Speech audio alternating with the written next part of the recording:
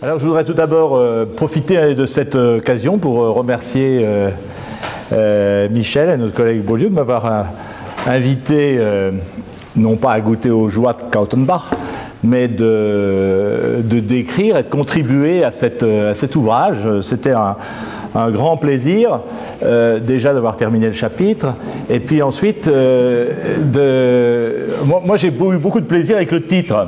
J'ai pas encore lu les autres communications qui doivent être mais le titre, parce que dans ce titre il y a le terme et la notion de manager, et moi les managers, si vous voulez, c'est pour ça que je prends beaucoup de plaisir à rencontrer les personnes de BSI, les étudiants de BSI.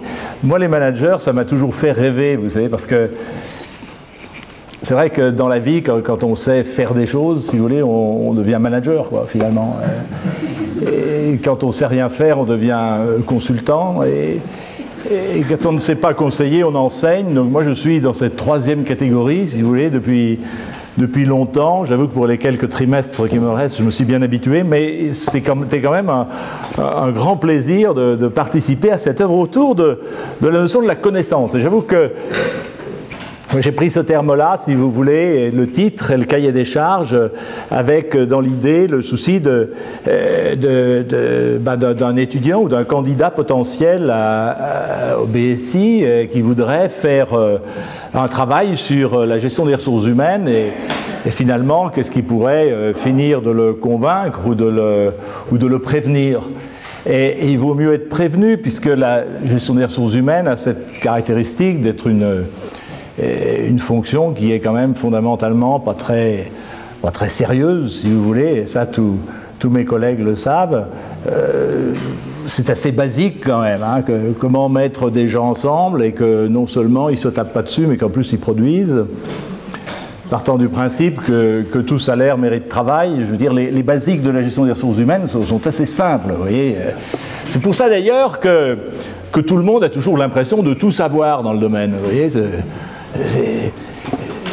Ce qui est un peu vexant au début, mais après on s'habitue, si vous voulez. Quand j'ai candidaté, on en reparlait avec Yvon dans le train, quand j'ai candidaté au CNAM à l'époque, il fallait rencontrer les personnes et puis leur exposer votre projet dans le domaine qui est le vôtre. Alors moi, forcément, comme je suis plutôt du genre sérieux, obsessionnel, compulsif, donc j'avais préparé mon projet. Je crois qu'avec aucun de ceux qui sont devenus mes collègues, je n'ai pu terminer mon projet, puisque de toute façon, dès que je parlais gestion des ressources humaines, ils avaient leur idée, et d'ailleurs ils me disaient ce que c'était, donc c'est un domaine où tout le monde sait.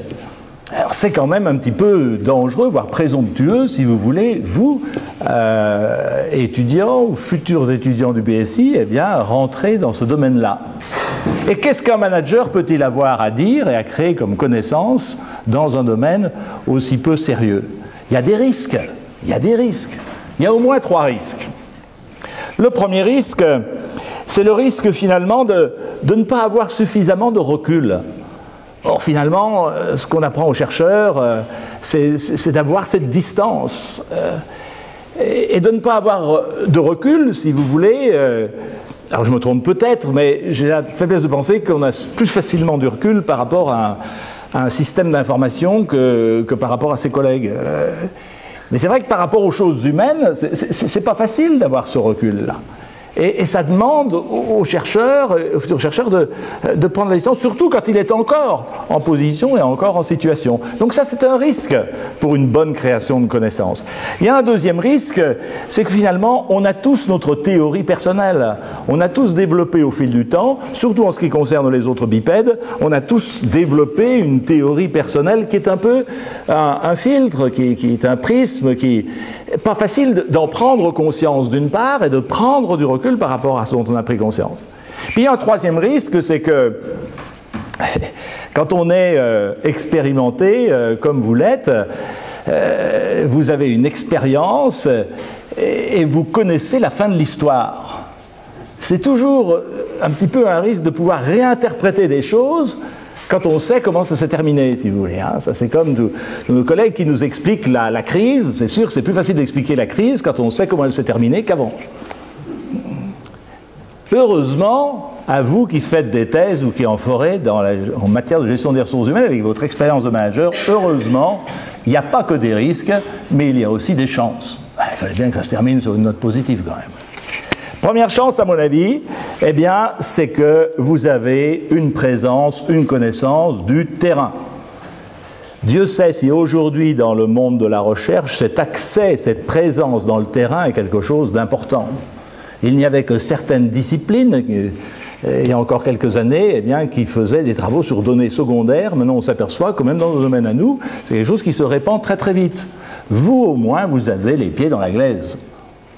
Il y a une deuxième chose qui me paraît très très très importante, c'est que vous avez la maturité. Vous ne faites pas ça en début de carrière. Or, dès qu'il s'agit des choses humaines, la maturité, c'est une force, c'est un capital. Ça aide à prendre de la distance, ça aide à avoir développé son intelligence des autres. Ça, c'est une grande chance pour aborder une thèse qui finalement vous oblige à pas simplement regarder ce qui est apparent, mais à creuser un peu derrière. Puis je crois que vous avez une troisième chance. Eh bien, c'est que si vous avez eu l'envie, et vous l'avez réussi en soutenant, eh bien, de pouvoir faire une thèse, ça veut dire que dans le titre, il y a un deuxième mot qui est vraiment très beau, et c'est celui qui est écrit en les plus gros caractères. C'est celui de la connaissance. Et donc, ça veut dire que si vous avez fait ce travail, c'est une notion, la connaissance, que vous valorisez. C'est une évidence dans ce cénacle, mais ce n'est pas forcément une évidence. Vous êtes persuadé, si vous voulez, que finalement la connaissance ressemble plus à l'amour qu'à un gâteau. Le dernier est fini et l'autre infini. Ça, c'est quand même quelque chose qui va vous aider, à mon avis, à considérer, et Michel en sera d'accord, et je rebondis également sur ce qu'a dit Jean-Pierre, eh bien, c'est que cette thèse, de toute manière, ne sera qu'un jalon qui, dans une carrière où cette valorisation de la connaissance, non seulement va se poursuivre, mais comme vous y invitez Jean-Pierre, eh bien, va porter des fruits, et c'est le meilleur que je vous souhaite et que je souhaite à vos travaux. Merci.